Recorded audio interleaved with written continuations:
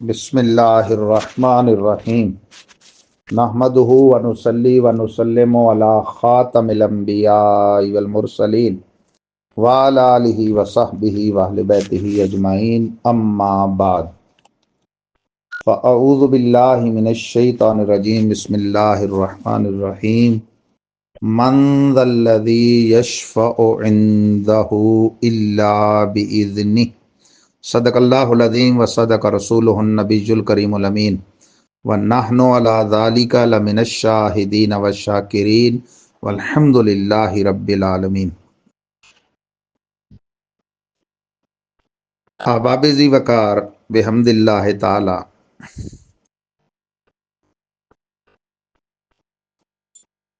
مرکز اہل سنت میں پہلا دورہ تفسیر قرآن اور اس کا 21واں لیکچر، ہماری گفتگو تھی 20ویں لیکچر میں توسل کے حوالے سے، اور آپشن دیا تھا کہ آگے شفاعت کے حوالے سے گفتگو کریں گے کہ ان ہر دو مسئلوں میں وہابی زمانہ بالخصوص حرمین طیبین کے نجدی بہت زیادہ شور شرابہ کرتے اور مجوزین توسل و شفاعت کو معاذ اللہ مشرک گردانتے ہیں اور بات بات پر فتویٰ لگاتے ہیں۔ تو توسل کے حوالے سے قرآن و سنت اور خود مخالفین کے بڑوں بالخصوص ابن تیمیہ کے حوالے سے آپ نے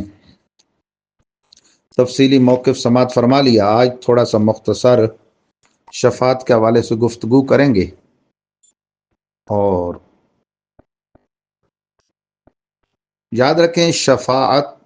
کا مادہ ہے شین فاعین، تا آگے مصدر کی ہے، شفعن بمانا جوڑا، قرآن مجید میں بھی اسی معنی میں استعمال ہوا ہے۔ شفع جفت اور وطر اور وطر جو ہے وہ طاق کے معنی میں ہوتا ہے، وشفع والوطر قرآن میں آیا ہے جفت اور طاق کی قسم۔ تو شفیع جوڑنے والا، جوڑا بنانے والا۔ شفاعت کو شفاعت اس لیے کہتے ہیں اور شفیع کو شفیع اس لیے کہتے ہیں کہ گویا میدان معاشر میں جو اپنے گناہوں کی پاداش میں تنے تنہا کھڑا ہوگا، شفیع اسے اپنے ساتھ ملا کے جوڑا بنا لے گا اور اس کی ڈھارس بن جائے گی، اس کے لیے شفیع وسیلہ بن جائے گا۔ شفاعت بھی تو ایک طرح کا وسیلہ ہے۔ وہابیہ جس طرح بڑی ڈٹھائی سے باوجود دلائل قرآن و سنت ہوتے ہوئے یا ایھا الذین آمنوا اتقوا اللہ وابتغوا الیہ الوسیلہ کے باوجود وسیلہ کا انکار کرتے ہیں، اور وہ آیتیں پیش کرتے ہیں جس میں مشرکین اور ان کے بتوں کی مذمت کی گئی اور ان کے بتوں کے بارے میں کہا گیا کہ وہ نہ دنیا میں وسیلہ ہیں نہ آخرت میں، تو اسے نبیوں اور ولیوں پر چسپاں کرتے ہیں۔ حالانکہ ایسا کرنے والوں کو صحابی ابن صحابی، مجتہد ابن مجتہد سیدنا عبداللہ ابن عمر رضی اللہ تعالیٰ عنہما وہ فرماتے تھے کہ یہ خارجی لوگ ہیں، صحیح بخاری شریف میں، ہم شرار الخلق والخلیقہ، جو آیات بتوں کے حق میں نازل ہوئی مومنوں پر چسپاں کرتے ہیں، فرمایا یہ وہ لوگ ہیں جو خلق و خلیقہ سے بدتر ہیں۔ تو ویسے خلق اور خلیقہ بمعنی مخلوق ہوتا ہے، لیکن محدثین نے، علامہ کرمانی وغیرہ نے لکھا کہ خلیقہ جب خلق کے مقابلے میں آئے تو خلق سے مراد انسان اور خلیقہ سے مراد دیگر حیوان، یہ مراد ہیں۔ تو ایسے ہی شفاعت کے بارے میں بھی ڈٹھائی کرتے ہیں۔ من ذا الذی یشفع عندہ، جو الا باذنہ میں نے پڑھی، اب یہ کوئی غیر معروف آیت ہے؟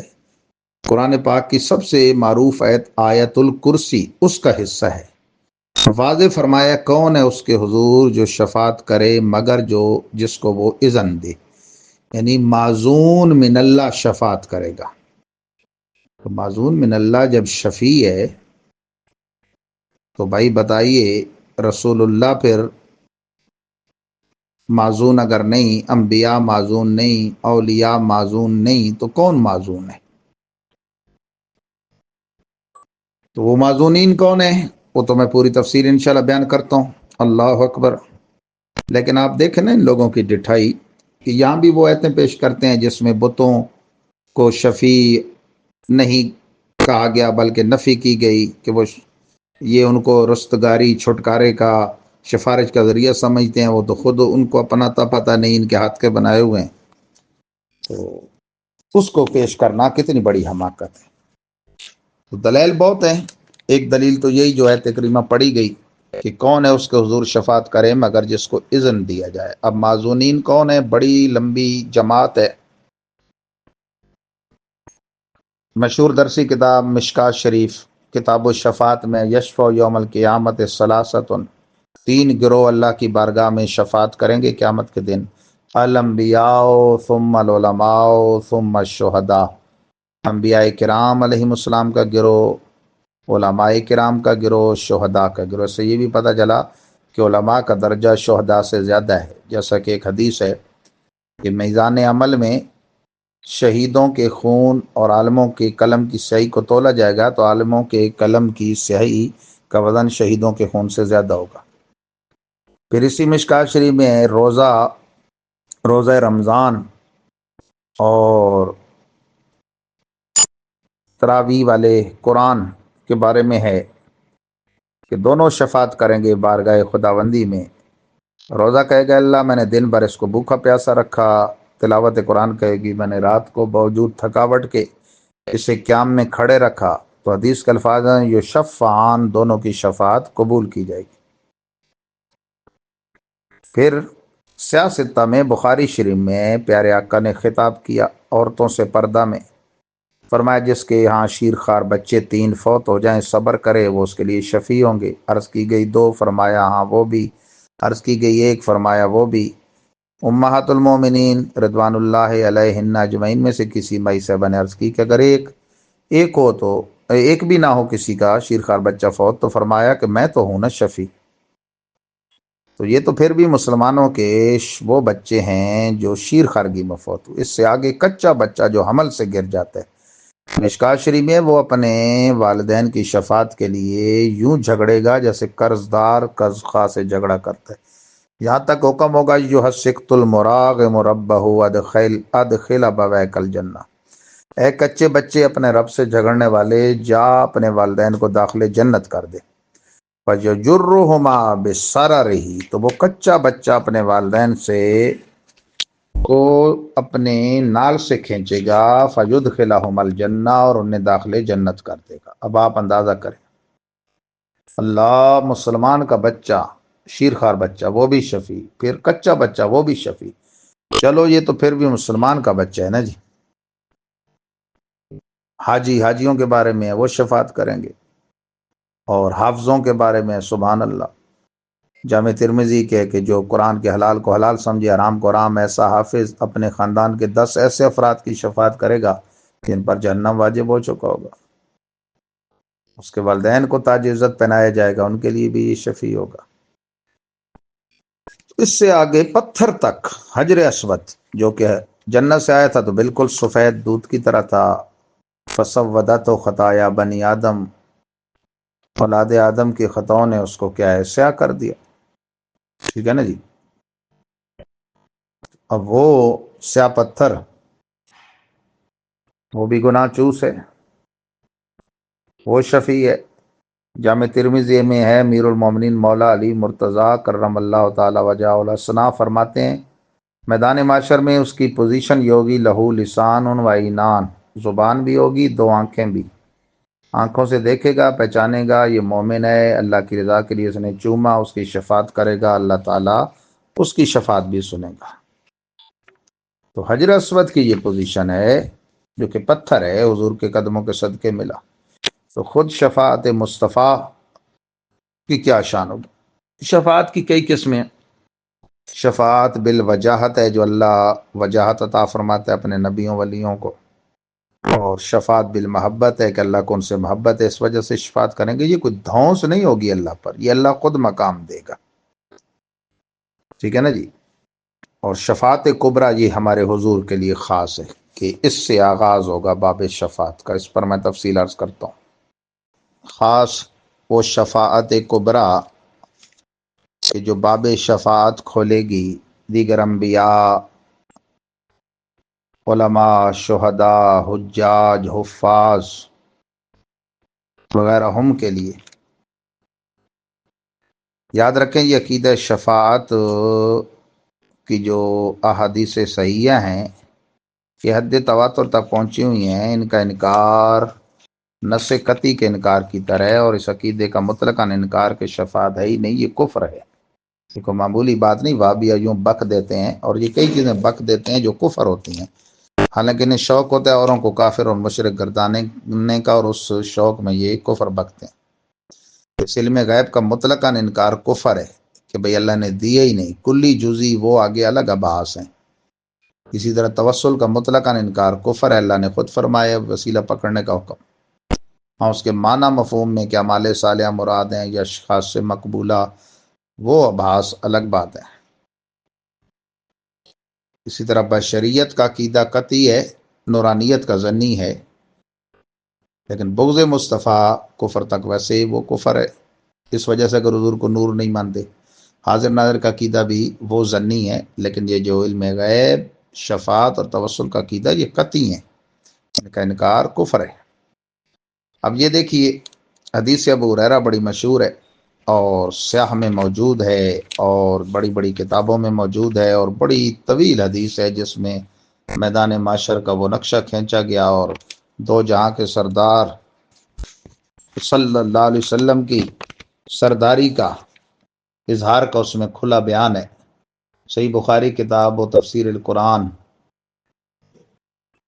جو بیروت کی جلد 6 ہے، صفحہ 84، اور حدیث نمبر بنتی ہے 4712۔ توجہ فرمائیے۔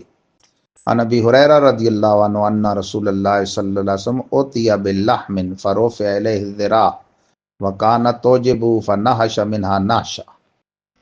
حضرت ابو ہریرہ کہتے ہیں بارگاہ رسالت میں بھنا ہوا گوشت لایا گیا، ایک دستی اٹھا کر پیش کی گئی، کیونکہ دستی کا گوشت پسند تھا تو آپ نے تناول فرمانا شروع کیا۔ پھر سرکار نے ایک بیان فرمایا، ثم قال انا سید الناس یوم القیامہ وهل تدرون مما ذلك یجمع اللہ الناس الاولین والآخرین فی صعید واحد یسمعهم الداعی وینفضهم البصر تدن الشمس فیبلغ الناس من الغم والکرب ما لا یطیقون ولا یحتملون۔ فرمایا کہ مسئلہ یہ ہے کہ میں لوگوں کا قیامت کے دن سردار ہوں گا، اور یہ جانتے ہو کیوں ہوگا؟ اس وجہ سے کہ سنو اگلے پچھلوں کو اللہ ایک میدان میں جمع کرے گا جو ایسا ہوگا کہ پکارنے والے کی آواز سن سکیں گے اور سب کو دیکھ سکیں گے، اور سورج لوگوں کے اتنا قریب آ جائے گا کہ گرمی کی شدت سے تڑپنے لگیں گے، ناقابل برداشت یعنی گرمی ہوگی۔ فیقول الناس الا ترون ما قد بالغکم الا تنظرون ما من یشفع الا تنظرون من یشفع لکم الی ربکم فیقول بعض الناس بعض علیکم بآدم۔ تو لوگ ایک دوسرے کو دیکھیں گے، کہیں گے کیا اپنی حالت نہیں دیکھتے، ایسی ہستی ڈھونڈو جو تمہارے رب کے پاس ہماری سفارش کرے، تو باہم مشورے سے آدم علیہ السلام کا انتخاب کریں گے۔ فیاتون آدم علیہ السلام فیقولون لو انت ابو البشر خلق اللہ بیدی ونفخ فیک من روحی وامر الملائکۃ فسجدوا لک اشفع لنا الی ربک الا تری الی ما نحن فیہ الا تری الی ما انا۔ حضرت آدم کی نعت کہیں گے کہ آپ وہ ہیں کہ ابو البشر ہیں، اللہ نے اپنے دست قدرت سے بنایا اور فرشتوں کو آپ کے حضور سجدے کا حکم دیا، ہماری حالت دیکھیے نا، سفارش کیجیے اللہ کی بارگاہ میں، کس مصیبت میں ہم۔ فیقول آدم ان ربی قد غضب اليوم غضبا لم یغضب قبلہ مثلہ ولن یغضب بعدہ مثلہ وانہ قد نہانی عن الشجرہ فعصیت نفسی نفسی اذهبوا الی غیری اذهبوا الی نوح۔ حضرت آدم کہیں گے کہ آج رب نے وہ غضب فرمائے کہ اس سے پہلے نہ کبھی فرمایا نہ آئندہ فرمائے گا۔ اللہ نے مجھے ایک شجرہ ممنوعہ میرے لیے قرار دیا تھا، میں نے اس میں سے کھا لیا، مجھ سے یہ خطا سرزد ہوئی، مجھے اپنی جان کی پڑی ہے، تم نوح کے دربار میں جاؤ۔ فیاتون نوحا فیقولون یا نوح انک انت اول الرسل الی اہل الارض وقد سماک اللہ عبدا شکورا اشفع لنا الی ربک لا تری الی ما نحن فی فیقول ان ربی عز وجل قد غضب اليوم غضبا لم یغضب قبلہ مثلہ ولن یغضب بعدہ مثلہ وانہ قد کانت لی دعوة دعوتها علی قومی نفسی نفسی اذهبوا الی غیری اذهبوا الی ابراہیم فیاتون ابراہیم ویقولون یا ابراہیم۔ اب وہ حضرت نوح کے پاس حاضر ہو کے ان کی نعت کہیں گے، یا نوح اے نوح۔ اب یا کے بھی نعرے لگ رہے ہیں، سب لگا رہے ہیں، یہ ساری خلقت ہوگی، یا کہنے والے یا رسول اللہ کہنے والے بھی اور منکرین بھی کہیں گے اے نوح آپ وہ ہیں کہ آپ اول رسول ہیں جو کسی قوم کی طرف بھیجے گئے، کیونکہ حضرت آدم کے وقت قوم نہیں تھی نا، اس لحاظ سے یہ اول رسول ہیں، اور آپ وہ ہیں کہ آپ کے دشمنوں کو اللہ نے غرق کیا، اور زمین والوں کے پاس آپ پہلے رسول آئے ہیں، تو ہماری سفارش کیجیے۔ عبد شکور آپ کو ٹائٹل دیا گیا ہے، رب کے شکر گزار بندے، ہماری حالت دیکھی۔ آپ نے فرمائیں گے آج رب کا وہ غضب ہے، نہ پہلے ہوا نہ بعد میں ہوگا۔ میرے رب نے مجھے ایک مقبول دعا کی اجازت دی تھی، میں نے اپنی قوم کے خلاف استعمال کی، وہ غرق ہو گئی، لہذا مجھے اپنی پڑی ہے، تم کسی اور کے پاس جاؤ، ابراہیم کے پاس جاؤ۔ اللہ، حضرت ابراہیم کے پاس قوم آئے گی، فیاتون ابراہیم فیقولون یا ابراہیم انت نبی اللہ وخلیل من اہل الارض اشفع لنا الی ربک لا تری الی ما نحن فیہ فیقول لهم ان ربی قد غضب اليوم غضبا لم یغضب قبلہ مثلہ ولن یغضب بعدہ مثلہ وانی قد کنت کذبت ثلاث کذبات فذکرہن ابو حیان فی الحدیث نفسی نفسی اذهبوا الی غیری اذهبوا الی موسیٰ۔ حضرت ابراہیم کے پاس قوم آ کے عرض کرے گی اے ابراہیم آپ اللہ کے نبی اور زمین والوں میں اس کے خلیل ہیں، اپنے رب کے حضور ہماری سفارش فرمائیں، کیا آپ دیکھتے نہیں ہم کس مصیبت میں ہیں؟ آپ فرمائیں گے ان لوگوں سے میرے رب نے غضب کا جیسا اظہار فرمایا نہ پہلے کیا نہ بعد میں کرے گا۔ مجھ سے 3 سچی باتیں ایسی واقع ہوئیں جو ظاہر صورت کے خلاف تھیں۔ ابو حیان نے اپنی روایت میں ان تینوں کا ذکر بھی کی ہے، لہذا مجھے اپنی جان کا غم ہے کہ مجھے اپنی جان کا غم ہے، اپنی جان کا غم ہے، تم کسی دوسرے کے پاس جاؤ، حضرت موسیٰ کے پاس جاؤ۔ قوم آئے گی حضرت موسیٰ کے پاس، فیاتون موسیٰ فیقولون یا موسیٰ انت رسول اللہ فضلک اللہ برسالتی و بکلامی علی الناس اشفع لنا الی ربک لا تری الی ما نحن فیہ فیقول ان ربی قد غضب اليوم غضبا لم یغضب قبلہ مثلہ ولن یغضب مثلہ بعد مثلہ وانی قد قتلت نفسا لم عمر بقتلها نفسی نفسی نفسی اذهبوا الی غیری اذهبوا الی عیسی ابن مریم۔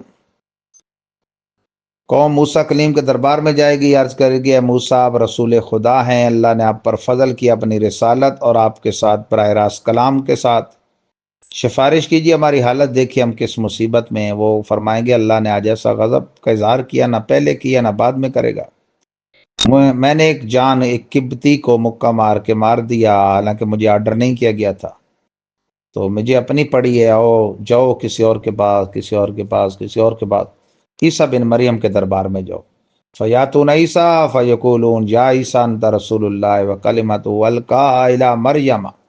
وروح منہ وکلمت الناس فی المہد صبیا اشفع لنا الی ربک الا تری الی ما نحن فیہ فیقول عیسیٰ ان ربی قد غضب اليوم غضبا لم یغضب فیہ مثلہ قط ولن یغضب بعدہ مثلہ ولم یذکر ذنبا نفسی نفسی نفسی اذهبوا الی غیری اذهبوا الی محمد۔ اب وہ عیسیٰ روح اللہ کے دربار میں جائیں گے اور عرض کریں گے عیسیٰ آپ اللہ کے نبی ہیں، رسول اللہ ہیں، کلمت اللہ ہیں، روح اللہ ہیں، آپ نے پنگوڑے میں کلام کیا لوگوں سے، ہماری شفاعت کیجیے، ہماری حالت تو دیکھیے۔ آپ فرمائیں گے کہ آج اللہ نے وہ غضب کیا جس کا اظہار پہلے نہیں کیا نہ بعد میں کرے گا۔ اور پھر حضرت عیسیٰ جو ہے وہ ان لوگوں کے سامنے اظہار کریں گے کہ بھائی بات یہ ہے، وہ اپنی کسی لغزش کا ذکر نہیں کریں گے، وہ کہیں گے اب تمہیں اندیشہ ہے مجھے اپنا، تم رسول پاک کے پاس جاؤ، حضرت محمد مصطفیٰ کے پاس۔ دنیا میں آئے تو مبشر ولادت مصطفیٰ بن کے، جیسا قرآن میں ان کی شان مبشرم برسولی یاتی من بعدی اسمہ احمد۔ حضور نے فرمایا میرے بعد ایک ایسا حضرت عیسیٰ نے کہا میرے بعد ایک ایسا پیغمبر آئے گا، نہیں، حضرت عیسیٰ کے بارے میں قرآن فرماتا ہے کہ مبشر ہیں، خوشخبری دینے والے ہیں، کس کی؟ اس بات کی کہ میرے بعد ایک رسول آئے گا جس کا نام احمد ہوگا، یعنی اپنے رب کی سب سے زیادہ حمد کرے گا۔ تو وہ جو دنیا میں آئے مبشر ولادت مصطفیٰ بن کر، یہاں ہوں گے مبشر شفاعت مصطفیٰ، سب کو کہیں گے دربار مصطفیٰ میں چلو، اللہ اکبر، قوم کو وہاں بھیجیں گے جہاں سب کی سنی جائے گی، قوم آ جائے گی دربار رسالت میں، فیاتون محمدً فیقولون یا محمد انت رسول اللہ وخاتم الانبیاء وقد غفر اللہ لک ما تقدم من ذنبک وما تأخر اشفع لنا الی ربک لا تری الی ما نحن فیہ فانطلقوا تحت العرش فاقعوا ساجدا لربی عز وجل ثم یفتح اللہ علی من معامدی وحسن ثناء علیہ شیئا لم یفتحوا علی احد قبلی ثم یقال یا محمد ارفع راسک سل تؤتى واشفع تشفع فارفع راسي فقول امتی یا رب امتی یا رب امتی یا رب فیقال یا محمد ادخل من امتک